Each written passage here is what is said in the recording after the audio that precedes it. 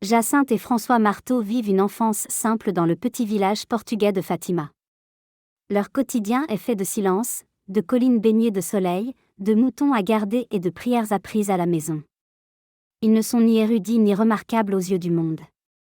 Pourtant, c'est à ces deux enfants, accompagnés de leur cousine Lucie, que la Vierge Marie choisira de confier un message destiné à l'humanité entière. Avant même les apparitions de la Vierge, les enfants sont préparés intérieurement par des expériences spirituelles profondes. Ils découvrent la prière comme un dialogue vivant avec Dieu, et apprennent à offrir de petits sacrifices par amour. Leur cœur, encore pur et disponible, devient un terrain fertile pour accueillir un message exigeant. Un jour, alors qu'ils gardent leur troupeau, une dame d'une beauté céleste apparaît au-dessus d'un chêne. Elle n'effraie pas. Elle apaise. Sa présence est douce, lumineuse, empreinte d'une gravité aimante. Les enfants sont frappés par la paix qui émane d'elle. Cette dame n'est pas venue pour distraire ou émerveiller, mais pour rappeler l'essentiel. La Vierge Marie se présente comme une mère attentive, mais aussi comme une éducatrice spirituelle.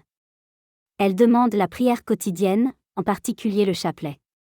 Elle insiste sur la conversion du cœur, sur le repentir sincère et sur l'offrande des souffrances pour le salut des âmes. Son message est simple, mais exigeant, profondément enraciné dans l'Évangile. La Vierge revient plusieurs fois. À chaque rencontre, elle forme les enfants intérieurement. Elle ne leur promet pas le bonheur terrestre. Au contraire, elle les avertit qu'ils devront souffrir, être incompris, rejetés. Mais elle leur assure qu'elle ne les abandonnera jamais. Jacinthe est profondément marquée par les paroles de la Vierge concernant la souffrance du monde et la perte des âmes. Son cœur d'enfant devient un cœur brûlant d'amour et de compassion. Elle prie, se prive, offre chaque petite peine pour consoler Dieu et sauver les pécheurs. Sa relation avec la Vierge est empreinte d'un amour intense et filial.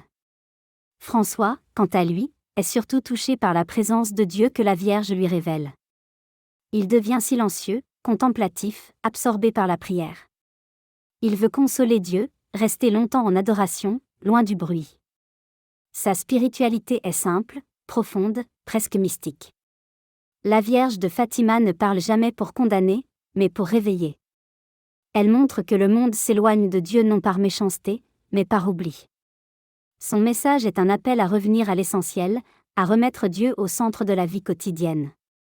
Les apparitions attirent l'attention, mais aussi l'hostilité. Les enfants sont interrogés, menacés, parfois isolés. Pourtant, ils demeurent fidèles. Leur force ne vient pas d'eux-mêmes, mais de la présence intérieure de la Vierge qui les accompagne. La maladie frappe bientôt Jacinthe et François. Leur souffrance n'est pas inutile. Ils la vivent comme une participation à l'offrande demandée par la Vierge. François meurt dans la paix, tourné vers Dieu. Jacinthe endure une longue épreuve, mais reste joyeuse dans l'espérance du ciel. La Vierge de Fatima apparaît ainsi comme une mère qui prépare ses enfants à la rencontre avec Dieu. Elle ne leur enlève pas la croix, mais leur apprend à la porter avec amour. À travers Jacinthe et François, la Vierge Marie rappelle au monde que la prière transforme les cœurs, que le sacrifice offert avec amour porte du fruit, et que même les plus petits peuvent devenir des messagers puissants de la miséricorde divine.